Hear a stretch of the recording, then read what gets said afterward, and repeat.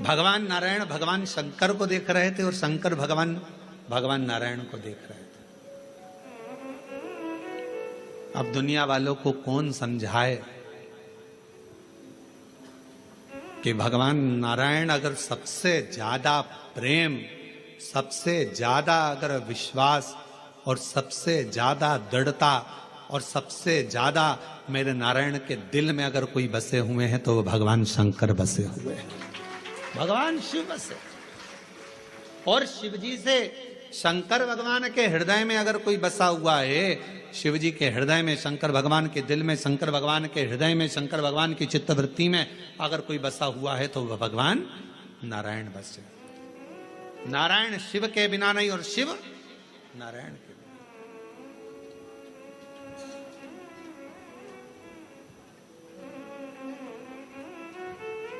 कितनी बड़ी बात लिखी है शिव महापुराण के अंदर। कोई राम को मानने वाला यदि शिव का अपमान कर देता है तो भगवान राम उसे जिंदगी में कभी दर्शन नहीं देते।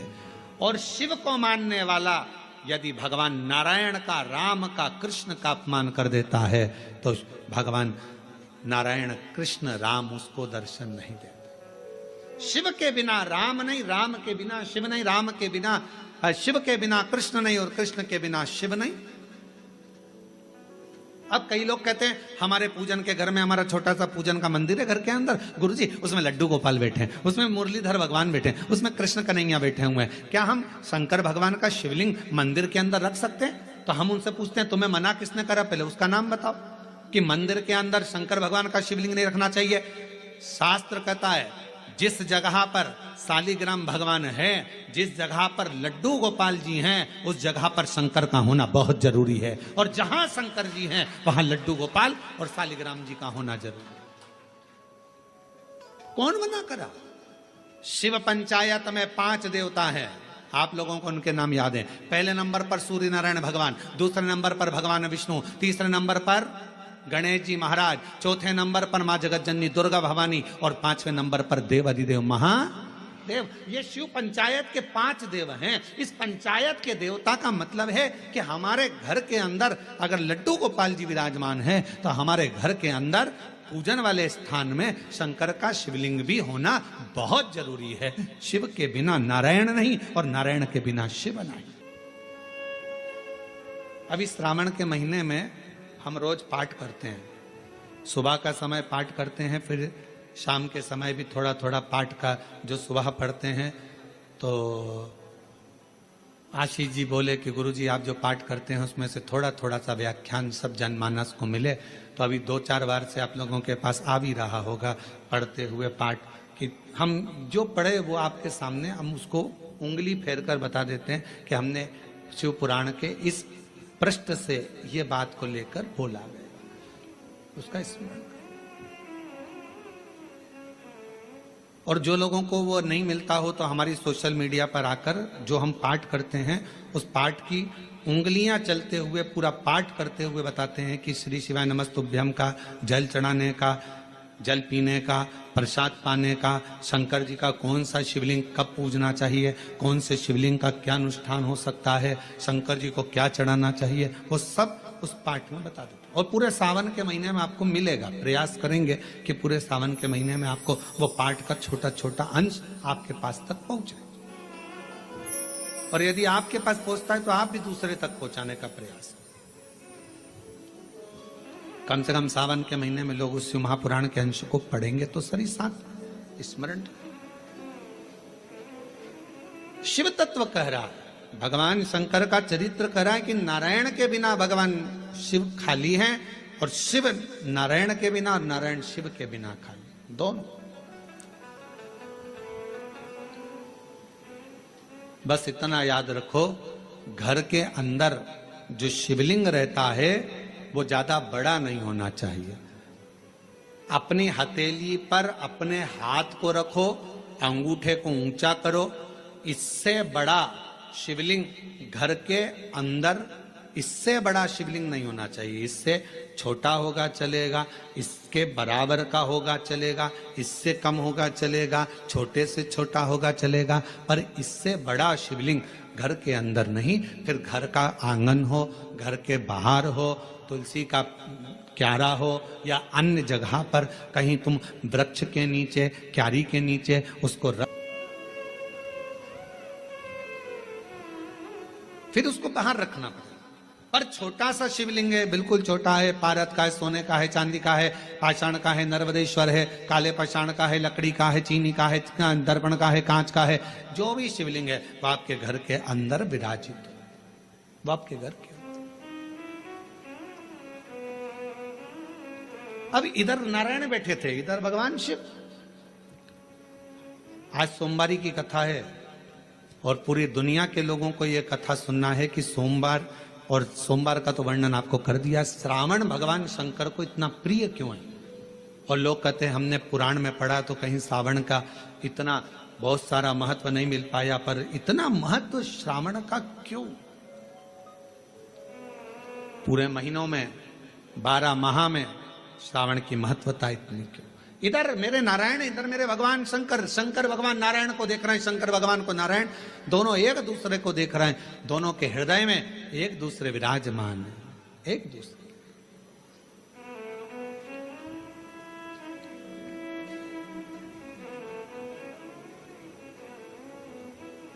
समय आया, दोनों सुध में थे, दोनों सुध। जब निगाहें मिलती है, पास में कौन देख रहा है, क्या कर रहा है, सूझ नहीं पड़ता। हमने देखा है कई कथा सुनने वालों को उनका जब ध्यान लगता है भगवान में, तो पड़ोसन क्या कर रही है, क्या बोल रही है, कौन जा रहा, कौन आ रहा, उसे कोई सुध नहीं करता। उसका तो दिल शिव में है, उसका मन भगवान। और ये हमने पहले की बात है, बहुत पहले की, लगभग हो गए होंगे 30-32 साल के लगभग में, जब हम एक बार छिपरा में कथा करने के लिए गए थे। तो छिपरा में मध्य प्रदेश के पास में मांगलिया, इंदौर के पास में छिपरा है, वहाँ हम जब कथा करने गए तो हम ठहरे थे वहाँ पर मालू जी के यहाँ पर, तो वहाँ ठहरे थे और कथा चल रही थी मंडी में, मंडी भवन में टीन शेड था, उसके नीचे कथा चल रही थी। और कथा के आयोजक थे राठी परिवार, वहाँ राठी जी, मोहन जी वगैरह वहाँ है छिपरा में, तो वो उसके आयोजक थे।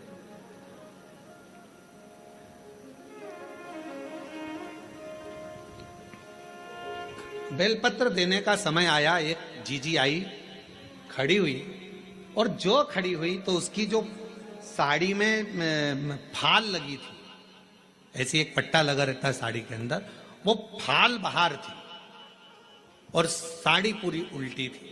अब हमारे उसके चरण की साइड हमारा देखना हुआ, तो देखने में उसके सिर पर भी जो वो फाल थी, वो सिर के ऊपर ऐसा फाल का पट्टा था। अब हमने कहा जीजी, ओ जीजी, तो जीजी बोली हाँ गुरुजी। हमने कहा आज तो तुमने साड़ी को उल्टा पहन लिया। तो कहा नहीं गुरुजी, मैं तो सीधी पहन कर आई हूँ। हमने कहा सिर पे पल्लू है, जरा देखिएगा। तो फाल का पट्टा ऊपर था, साड़ी उल्टी थी। उसने कहा ओ बाप रे, ये मैं कहाँ पहन के आ गई, लोग तो मुझे हंसे होंगे। तो मैंने पूछा जीजी एक बात बताओ कि तुम ये साड़ी उल्टी पहन क्यों आई? तो कहा गुरुजी कथा के चक्कर में आगे बैठना था, इस चक्कर में इनका जल्दी पहनूं जल्दी पहनूं जल्दी पहनूं, और जल्दी के चक्कर में वो साड़ी उल्टी हो गई। हमने कहा जीजी आप चिंता मत करो, आज आप साड़ी का पल्लू उल्टा करी हो ना, मेरे देव अधिदेव महादेव जब तुम पर तकलीफ आएगी तुम उसके लिए उल्टा सीधा कैसा भी भजन करने के लिए अपनी सुध भुलाकर उस महादेव के लिए आई हो ना एक दिन मेरा महादेव भी आपके लिए खड़ा मिलेगा। क्यों चिंता, क्यों विचार करना, क्यों सोचना कि हमने वो कई लोग क्या कहेंगे। हमने कहा आग लगे बस्ती में अपन रहो मस्ती में। भगवान कृष्ण की गोपियों का प्रेम कृष्ण भगवान के प्रति कितना था कि गोपियां सुध भूल जाती थी कि लहंगा धरो शीस पर और दई चूनर पांव, पतियन रोके नहीं रुकी, छोड़ चली घर। भगवान कृष्ण की कथा में श्रीमद् भागवत में आता है, गोपियां जब रास करने के लिए जाती थीं, मुरली की धुन में ऐसी गोपियां सुध भूल जाती थीं कि अपना लहंगा सिर पर, साड़ी चुंदड़ी पांव में बांध लेती थी, सुध नहीं रहता था। आंखों में लगाना रहता था सुरमा, होठों पे लगाना रहता थी लाली, लाली लगा लेती थी आंख में, सुरमा लगा लेती थी होठ में, सुरमा होठ में। और किसी किसी के दांत लंबे और होठ काले, बिंदी बड़ी सारी, बहुत बड़ी बिंदी। तो गांव के लोग भी देखकर कहते, पता नहीं कहां की बहू आई है, सुध नहीं पड़ती है, इतना स्वरूप बनाकर ना जाने कहां जा रही है। तो एक बार खुद के पति मिल गए, पति ने कहा ऐसा रूप रखकर कहाँ जा रही है? तो कहा भगवान के साथ रास करने। तो भगवान के साथ रास करने जाएगी, तेरा रूप देखकर भगवान भाग जाएंगे। इतने में कहा नहीं नहीं नहीं, वो मुरली का धरने वाला है, वो बंसी बजाने वाला है, वो मेरे बाहर का रूप नहीं देखता, वो मेरे भीतर के रूप से मुझे पुकार लेता है, वो भीतर का देखता है, बाहर के रूप से परमात्मा कभी प्रसन्न नहीं है। बाहर क्या देखे, बाहर का रूप तो दुनिया को भाता है, मेरे परमात्मा बाहर का कभी रूप नहीं देखते कि तुम्हारा चेहरा क्या बोल रहा है, तुम्हारे नेत्र क्या बोल रहे हैं, तुम कितने सुंदर हो, कितने कैसे हो, नाक कैसी है, दांत कैसा है, मुख कैसा है, श्रवण शक्ति कैसी है, कर्ण कैसे हैं, भुकुटियां कैसी है, ये दुनिया के लोग देखेंगे। मेरा महादेव, मेरा ठाकुर, मेरा गोपाला, मेरा कृष्णा ऐसी चीजें नहीं देखता। मेरा बाबा तो केवल तुम्हारे हृदय का भाव देखता है। निर्मल मन सो मोहि पावा, मोहि छल छिद्र कपट ना भावा। मुझे केवल तुम्हारा मन, शुद्ध भाव, शुद्ध चित्त चाहिए। श्रावण की महत्वता कितनी है, इधर नारायण, इधर भगवान शंकर, दोनों एक दूसरे को देख रहे हैं, दोनों की सुध नहीं है, दोनों की सुध। छोड़ दिया मैंने खाना पीना तेरी याद में, छोड़ दिया मैंने खाना पीना तेरी याद में, मेरे दिल में उठे है पीड़ सखीरी, वृंदावन जाऊंगी, काशी जाऊंगी सखी, वृंदावन जाऊंगी। ये मन की पीड़ है। कोई कहे मुझे ब्रज जाना है, कोई कहे मुझे काशी जाना है, कोई कहे मुझे यहाँ जाना है, कोई कहे मुझे वहां जाना। ये भीतर की पीड़ा है, भीतर की पीड़ा, भीतर की। इधर से भगवान नारायण, इधर से भगवान शिव एक दूसरे को देख रहे हैं, एक दूसरे को निहार रहे हैं, दोनों की शुद्धता चली गई है। इतनी देर में दक्ष प्रजापति का आगमन हो रहा, दक्ष प्रजापति आ रहे और दक्ष प्रजापति का आगमन।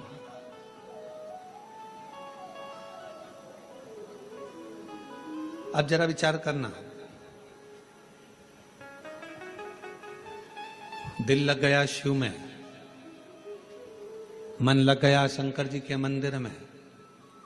कई माताएं आज भी ऐसी हैं, छत्तीसगढ़ की बात कर रहा हूं मैं, बाहर की अन्य जगह का तो सुध ही नहीं है। छत्तीसगढ़ में भी आज भी कई माताएं ऐसी हैं, मंदिर जाती है, सुबह से नहाई धोई, जल्दी से लोटा भरा, पास में मंदिर था, पहुंच गई। अब उसे ये भी नहीं मालूम कि मैं चप्पल पहनी कि नहीं पहनी, उसे ये भी नहीं मालूम मैं दरवाजा बंद करा ना करा।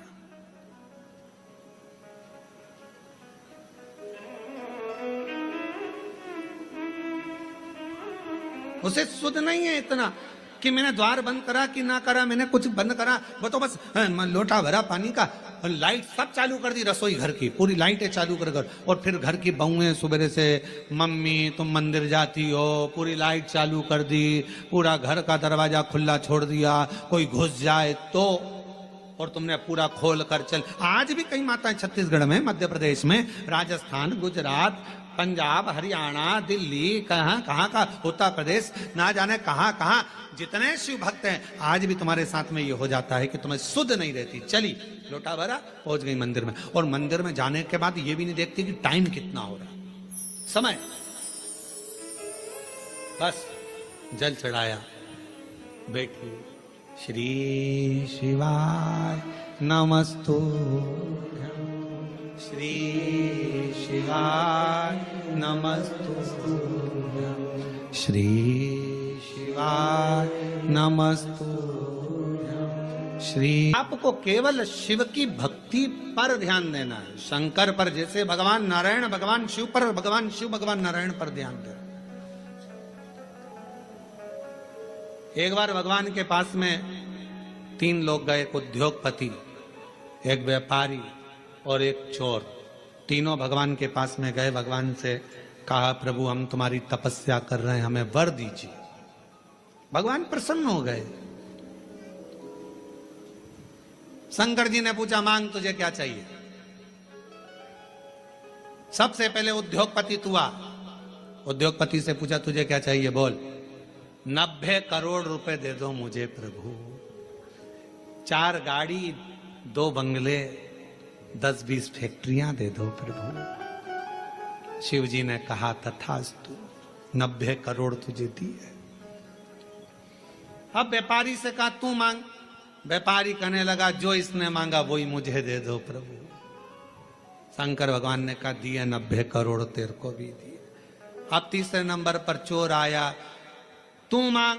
चोर कहने लगा, इन दोनों का एड्रेस दे दो प्रभु, इन दोनों।